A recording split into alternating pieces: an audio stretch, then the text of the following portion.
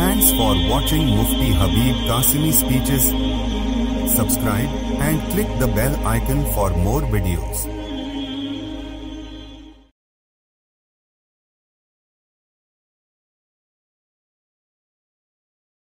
Alhamdulillahi wa salatu li waliha. وقد قال الله تبارك وتعالى فأعوذ بالله من الشيطان الرجيم ولن تستطيعوا أن تعدلوا بين النساء ولو حرصتم فلا تميلوا كل الميل فتذروها كالمعلقة وإن تصلحوا وتتقوا فإن الله كان غفورا رحيما. সম্মানিত সূরা নিসার 129 নম্বর আয়াত প্রেক্ষিক আজকের বিষয়বস্তু সেটা হচ্ছে স্বামী স্ত্রী উভয়ের মধ্যে যে হুকুক রয়েছে, হক রয়েছে, তো স্বামীর প্রতি কি হক রয়েছে তার স্ত্রীর প্রতি, সেই বিষয়ে আজকের এপিসোড। আসসালামু আলাইকুম ওয়া রাহমাতুল্লাহি ওয়া বারাকাতুহু। তোমরা কখনো স্ত্রীদের মধ্যে সুবিচার করতে পারবে না বা সমতা বজায় করে উঠতে পারবে না যদিও প্রবল ইচ্ছা করো, যদিও বা তোমরা তা কামনা করো। সুতরাং তোমরা কোনো একজনের প্রতি সম্পূর্ণরূপে ঝুঁকে পড়ো না ও অপরজনকে ঝুলন্ত অবস্থায় রেখো না। এবং যদি তোমরা পরস্পর সমঝোতায় আসো এবং সংযমী হও তাহলে নিশ্চয়ই আল্লাহ ক্ষমাশীল করুণাময়। তো আল্লাহ জাল্লে শানহুর পাক রসুল সাল্লাল্লাহু আলাইহি সাল্লাম বলেছেন যার দুজন স্ত্রী আছে, কারণ কোরআন পাকের মধ্যে বলেছেন ফানকিহু মা তাবা লাকুম মিনান নিসা মাসনা ওয়া সুলাসা ওয়া রুবা। প্রত্যেকটা মুসলমান পুরুষের জন্য একাধিক তথা 2, 3, 4টে করে বিবি এককালীন সময়ে রাখা সঙ্গত। রবিজি বলেছেন যার দুজন স্ত্রী আছে তারপর সে একজনের প্রতি বেশি ঝুঁকে গেল, কিয়ামতের দিন সে এমন ভাবে আসবে যে তার একদিকে ধরটা ঝুলে থাকবে। বুঝেছে? আবু দাউদ শরীফের 2133 নম্বর হাদিস। তবে আয়াতে পাকের মধ্যে যে ফাইনথা আদিলু শব্দটা এসেছে, এই আদেলের মানে হচ্ছে দিলি ইনসাফ তো করার দ্বারা করা সম্ভব নয়। রাসূল পাক সাল্লাল্লাহু আলাইহি সাল্লামের কতজন স্ত্রী ছিল? 11 জন স্ত্রী ছিল। হযরত খাদিজা, হযরত সাউদা, হযরত আয়েশা, হাফসা, জাইনাব বিনতে জাহাশ, জাইনাব বিনতে খুসাইমা, উম্মে সালমা, উম্মে হাবিবা, জুয়াইরিয়া, তারপরে মাইমুনা, আর একজনকে ছিলেন। তো এই সর্বাঙ্গীরে এই এতেদাল ও সকলের মাঝখানে সমতা বজায় রাখা এটা কারোর দ্বারা সম্ভব নয়। একটা পুরুষ যদি 4টে বিয়ে করে 4টে বিবি কি একই দিলে ভালোবাসা দিতে পারবে? এটা সম্ভব নয়। তো সেই জন্য বলে আল্লাহ তাআলাই বলে দিয়েছেন কোরআনে পাকের মধ্যে ফালা তাআদিলু বলে শব্দটা এসেছে। তো সেখানে তো সমতা রাখা, ফালা তা আনতা আদিলু বাইনান নিসা, তোমরা কখনো পারবে না বিবিগণের মাঝখানে সমতা বজায় রাখতে। ওয়ালাউ হারাস্তুম, তোমরা যতই কামনা করো, ইচ্ছা পোষণ করো, তাও হবে না।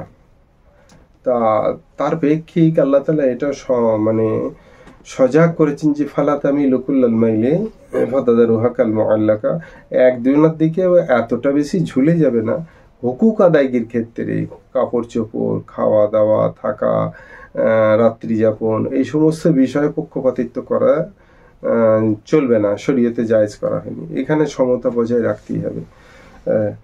ফাতাযারুহা কাল মুআল্লাকা, তাকে কাউকে একা একদিকে ছেড়ে দেবে না, যেন সে ঝুলে রয়ে গেল মাঝখানে, এইরকম করবে না।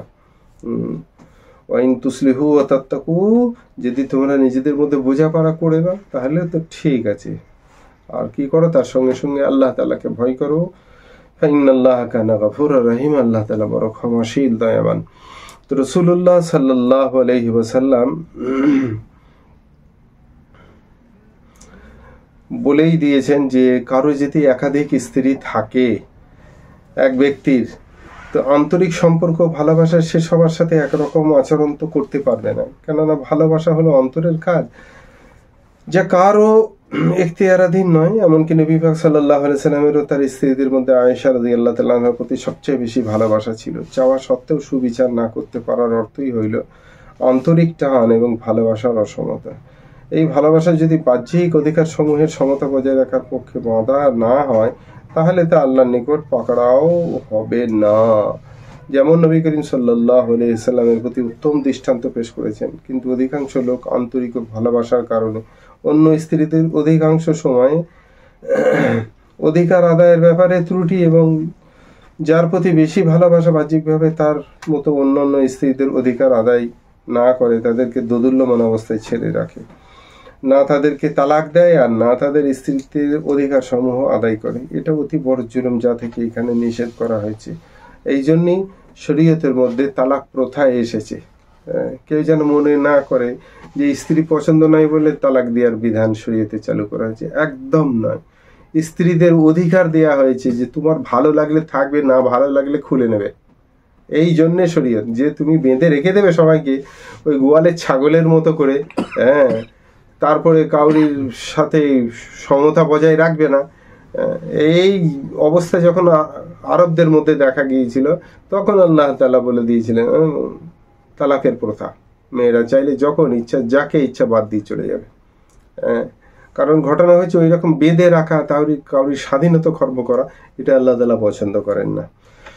তো যাই হোক, একাধিক স্ত্রী ফাইন তাদিলু ফাওয়াহিদাতান আও মা মালাকাত আইমানুকুম, আর যদি এমন হয় যে একাধিক বিয়ে করার ক্ষেত্রে সেখানে যদি সমতা বজায় রাখতে না পারে, কোরআন পাকের অন্য আয়াতের মধ্যে আল্লাহ তাআলা বলে দিয়েছেন ফাওয়াহিদাতান আও মা মালাকাত আইমানুহুম, তাহলে একটা বিবির উপরে সন্তুষ্ট থাকো নিজের জীবন ধারণের জন্য।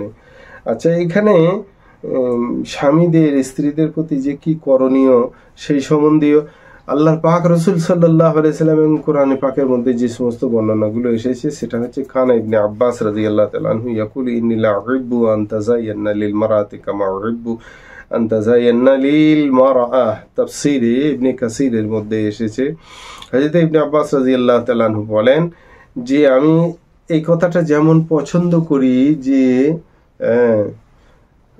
আমার স্ত্রী আমার কাছে সেজে গুজে সুন্দর হয়ে পরিষ্কার পরিচ্ছন্ন হয়ে আসুক, তাহলে এটাও তোমার জন্যে করণীয় যে তুমি তোমার বিবির জন্যে সেজে গুজে পরিষ্কার পরিচ্ছন্ন হয়ে থাকবে। কারণ স্বামীদের মেয়ে ছেলেদের সামনে একটুখানি ভালোভাবে থাকা বাঞ্ছনীয়। বুঝে এসেছে? শুধু মেয়ে ছেলেদের সাজতে বললেই হবে না, আবার মেয়ে ছেলেদেরও আচরণ অনেক সময় ভুল করে ফেলে। তারা ডাক্তার বাড়ি বাপের বাড়ি যাওয়ার সময় তো খুব সাজবে, কিন্তু বাড়িতে সাজে না, এটা ভুল। বুঝে এসছে? তো সেই জন্যে স্বামী স্ত্রীর জন্য শৃঙ্গার করবে, স্ত্রী স্বামীর জন্য শৃঙ্গার করবে। আর তারপরের বিষয় হচ্ছে নিজে যা খাবে সেইটা তার বউকেও খাওয়াবে, তার স্ত্রীকেও সেটাই খাওয়াবে। কারণ কল্লা নবী সাল্লাল্লাহু আলাইহি সাল্লাম আতঈমুহুন্না মিম্মা তাকুলুনা ওয়া আকসুহুন্না মিম্মা তাকসুহুন্না। বুঝেছে? এই হাদিসটা হচ্ছে আবু দাউদ শরীফের হাদিস, 2144 নম্বর হাদিস। আল্লাহ নবী সাল্লাল্লাহু আলাইহি সাল্লাম বলেন, যা তুমি নিজে খাও সেটা তাদেরকেও খেতে দাও, আর যা তুমি নিজে পরিধান করো সেটা সেই রকম পর্যায়ের, মানে সেইটা মানে পাঞ্জাবি খুলে বউকে পরিয়ে দেবে না। বুঝেছে?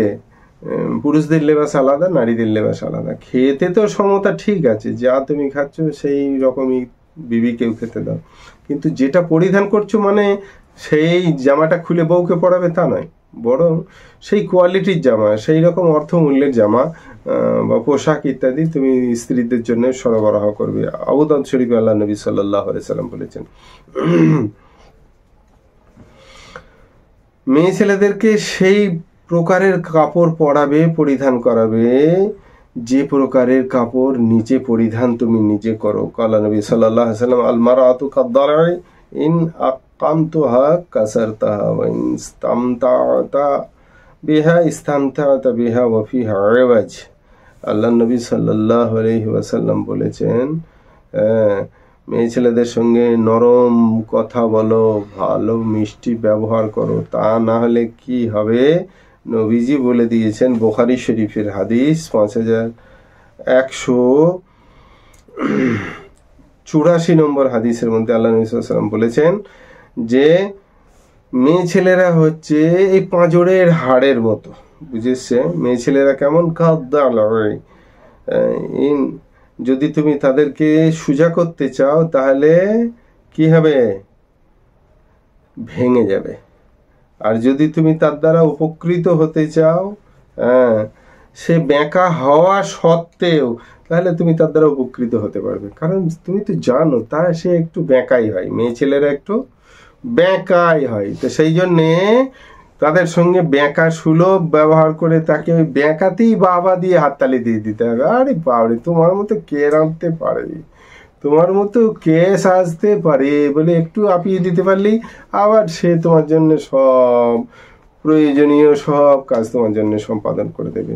আর তার সঙ্গে সঙ্গে মিষ্টি কথা বলবে, নরম কথা বলবে, রূঢ়তার সঙ্গে নিজের বিবির সঙ্গে, নিজের স্ত্রীর সঙ্গে কথা বলবে না। আর নিজের স্ত্রীর সঙ্গে ভালো ব্যবহার করার সঙ্গে সঙ্গে তার কাছ থেকে যদি কোনো আবার বাংলা 5 করে যদি মুখটা নিয়ে এসে ব্যবহার করে, বলছে তাহলেও সেটাকে সহ্য করবে। মেয়ে ছেলেরা তো এমনি ওই 5-6 ব্যবহার মুখ করেই থাকে, তো সেই জন্যে সেগুলোকে সহ্য করবে। কারণ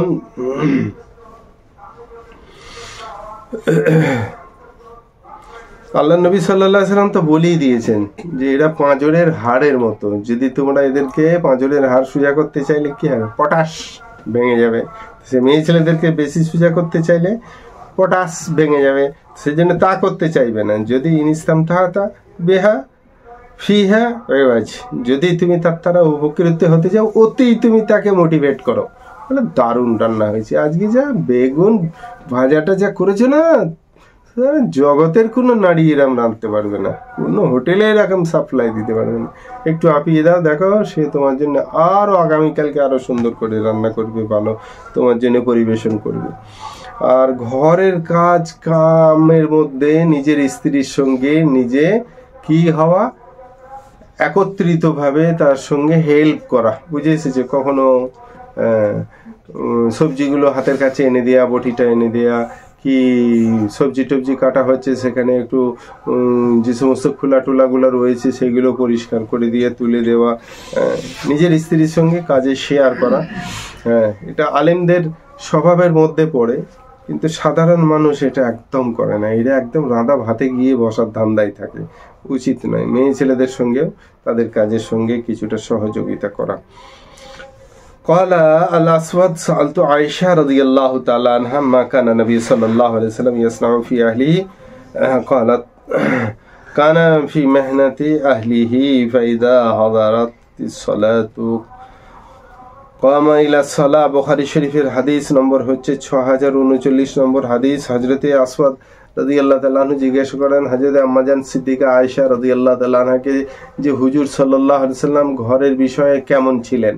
হযরত আয়েশা রাদিয়াল্লাহু তাআলা আনহা বলছেন যে আল্লাহর পাক নবী সাল্লাল্লাহু আলাইহি সাল্লাম ঘরের সমস্ত কাজে তিনি আমাকে সহযোগিতা করতেন, আর যখনই নামাজের সময় হতো সব ছেড়ে ছুড়ে দিয়ে নামাজের জন্য দাঁড়িয়ে পড়তেন। আর তার সঙ্গে সঙ্গে যে সমস্ত তুমি ওয়াদা করে রেখেছো, তুমি বলে রেখেছো যে কোথায় নিয়ে যাবে, ফুচকা খাওয়াতে, না না, যদি তুমি কোথাও তার পিত্রালয়ে, তার অন্যান্য জওয়াজ জায়গায় তাকে তুমি বেড়াতে নিয়ে যাওয়ার জন্য যদি তুমি ওয়াদা অঙ্গীকার করে থাকো, তাহলে সেটা পূরণ করার চেষ্টা করবে।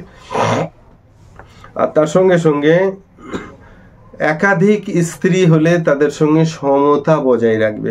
একাধিক স্ত্রী দুটোও হতে পারে, তবে আমার দৃষ্টিকোণে সব থেকে ভালো হচ্ছে বিয়ে করলে 3টে বিয়ে করা। কারণ ঘটনা হচ্ছে মেয়ে ছেলেদের স্বভাবজাত ব্যাপার হচ্ছে মেয়ে ছেলেরা দল বাঁধে। তো সেই জন্য দুটো বউ যখন একদিকে দল বাঁধবে, একটা তো একানে হয়ে যাবে, তার দিকে তুমি পক্ষপাতিত্ব করে তুমি তার দলে হয়ে যাবে। সেই জন্যে দুটো গ্রুপ হয়ে যাবে। সে ওই রকম ফাতাদারুহা কাল মুআল্লাকা, আল্লাহ যেমন বলেছে মাঝখানে তাকে ওই আলোক ঝুলিয়ে রেখে দিয়ে না, তো সেই রকম হবে না। 3টে বিয়ে করলে কি হবে, যেটা একানে পড়ে যাবে তার পক্ষপাতিত্ব তুমি বেশি করে করবে, দেখবে তাহলেই সব জব্দ হয়ে যাবে, তাহলেই সব সাইজ হয়ে যাবে। তবে হ্যাঁ, তাদেরকে কষ্ট দেওয়ার উদ্দেশ্যে বিয়ে করা বা তাদেরকে শাস্তি দেওয়ার উদ্দেশ্যে বিয়ে করা, এগুলো শরীয়তে কাম্য নয়, সঙ্গতও নয়।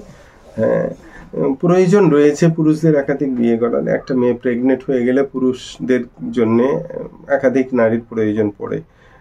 আর একটা মেয়ে যদি 4 মাসের পর যদি তার সহমিলনের উপযোগী না থাকে, তো সেই জায়গায় দাঁড়িয়ে 3-4 মাস পর থেকে যদি তার সঙ্গে তার স্বামী সহমিলন না করতে পারে, তাহলে সেই স্বামীকে লম্বা টাইম তাকে একাকী জীবনযাত্রা করা খুব দুষ্কর ব্যাপার হয়ে দাঁড়ায়।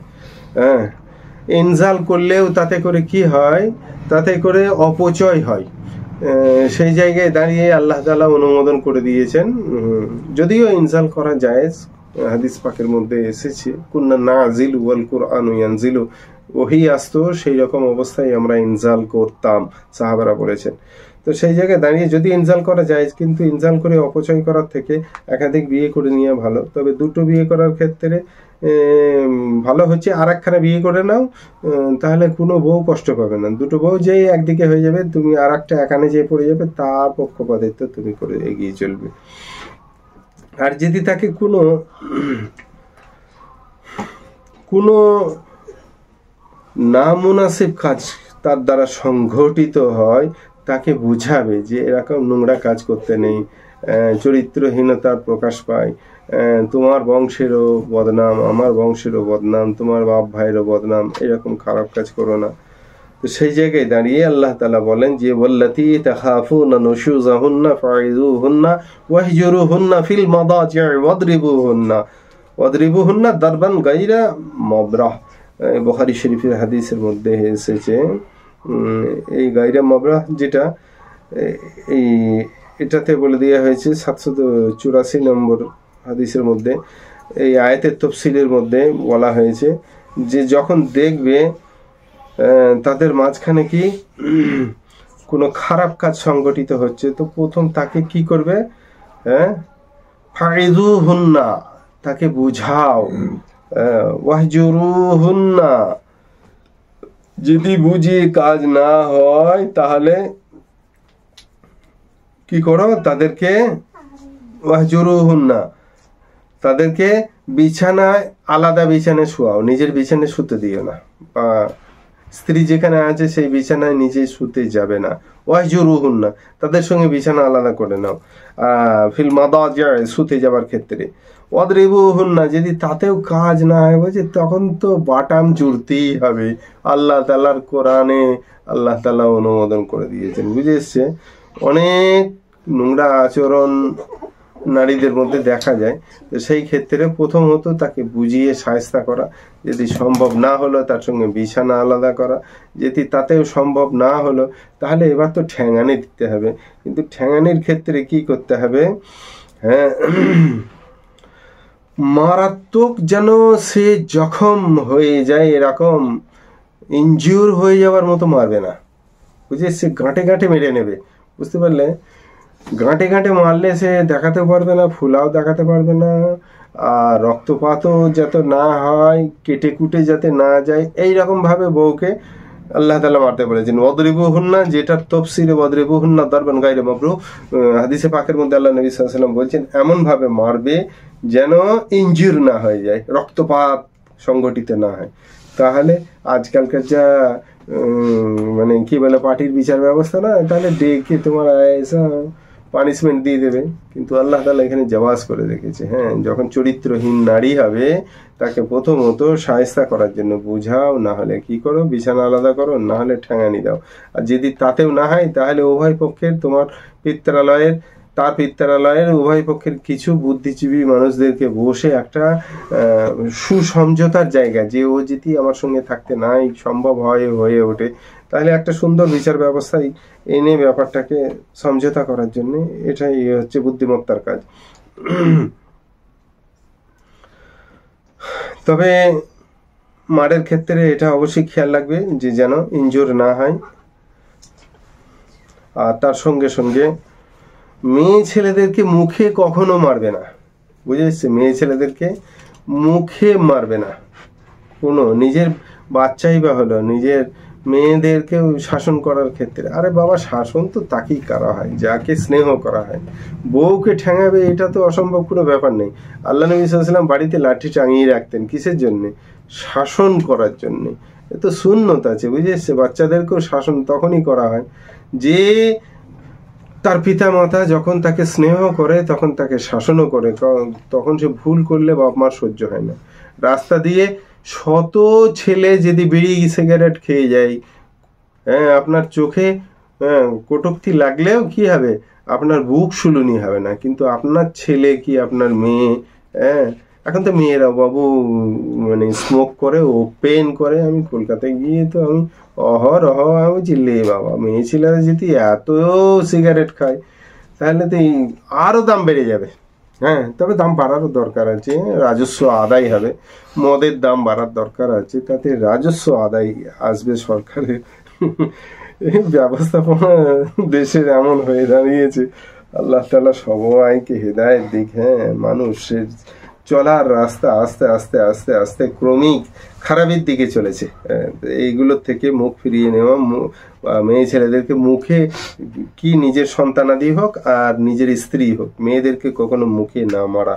কারণ কালা হাকিম ইবনে মুআবিয়া আল কুশাইরি আন আবিহি কুলতু ইয়া রাসূলুল্লাহ মা হাক্কু যাওজাতিহি আহাদুনা আলাইহি ক্বালা ওয়ালা তাদরিবিল ওয়াজহা। আবু দাউদ শরীফের হাদিস নম্বর হচ্ছে 2142 নম্বর হাদিসে হযরত রাসূল পাক সাল্লাল্লাহু আলাইহি সাল্লামকে হযরত হাকিম ইবনে মুআবিয়া কুশাইরি তিনি তিনার পিতা থেকে তিনি বলেন যে ওনার আব্বাজান জিজ্ঞেস করেছিলেন আল্লাহর নবী সাল্লাল্লাহু আলাইহি সাল্লামকে স্ত্রীর হক সম্বন্ধে, ইয়া রাসূলুল্লাহ মা হাক্কু যাওজাতি আহাদিনা আলাইহি, আমাদের প্রতি বিবির হক কি বর্তায়? তো নবীজি সাল্লাল্লাহু আলাইহি সাল্লাম তার উত্তরে কি বলেছিলেন, ওয়ালা তাদরিবিল ওয়াজহা, মুখে কখনো বউকে মারবেন না। বুঝেছি, আবু দাউদ শরীফের হাদিস। আর তার সঙ্গে সঙ্গে নিজের স্ত্রীর যারা বান্ধবী আছে তাদেরকে সম্মান করবে। কারণ ক্বালাত আয়েশা রাদিয়াল্লাহু তাআলা আনহা ইযা যাবাহা শাত ইয়াকুলু আরসিলু বিহা ইলা আসদিকায়ে খাদিজা। মুসলিম শরীফের হাদিস নম্বর হচ্ছে 2435 নম্বর হাদিস। হযরত আম্মা জান সিদ্দিকা আয়েশা রাদিয়াল্লাহু তাআলা আনহা, যিনি আল্লাহর নবীর বড় আদরের স্ত্রী ছিলেন, তিনি বলেন যে হুজুর সাল্লাল্লাহু আলাইহি ওয়াসাল্লাম যখন কোনো ছাগল জবাই করতেন তো সেটাকে হযরত খাদিজা রাদিয়াল্লাহু তাআলা আনহার বান্ধবীদের কাছে পাঠাতেন। বুঝেছে? তো সেই জন্যে বিবিদের প্রতি স্বামীর হক যেগুলো রয়েছে সেগুলো বর্ণনা করা গেল। আবার স্বামীর প্রতি বিবিদের হক যেগুলো রয়েছে সেগুলোও তো বলতে হবে। ওয়া আখিরু দাওয়ানা আনিল হামদুলিল্লাহি রাব্বিল আলামিন ওয়া সলাতু ওয়াস সালামু আলা রাসূলিল কারীম।